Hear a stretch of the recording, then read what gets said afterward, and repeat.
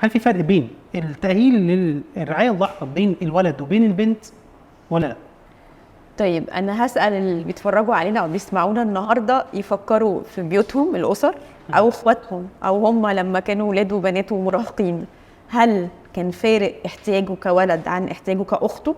او كل اب وام هل كان شايف انه في اختلاف في تربيه بنته او مش في الاحتياجات بتاعت بنته في سن المراهقه عن سن الولد؟ هو شرحه. النهارده انا لو ببص للايتام انهم ايتام ومش قادر اشوف ما وراء الكلمه ان هم سيمبلي بنات وولاد مراهقين شباب زيهم زي غيرهم، انا طريقه التفكير بتبقى فيها حاجه غلط. فانا النهارده الموضوع بسيط جدا. انا النهارده عندي ولد وبنت، علي وملك.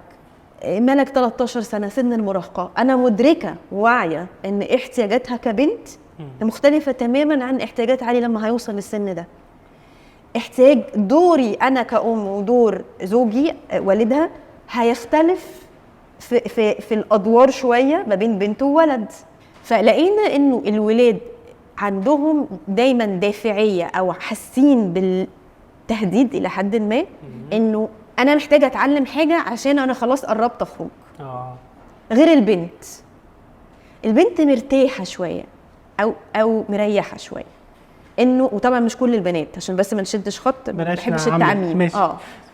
بس في الاحساس ايه، لا لما هيجي لي عدلي، لما اتجوز، قيمتك كانسانه في المجتمع ايه. فلقينا هنا مفيش دافعيه قويه عند البنات زي الولاد. طيب ده بيجي منين؟ تاني زي ما استاذه سماح قالت، من الصغر.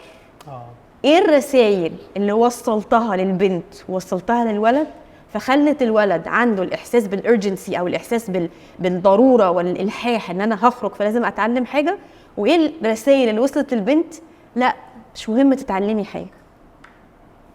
فده تاني. والفكر ممكن يجي من الاداره نفسها للاسف احيانا، اداره البيت نفسه.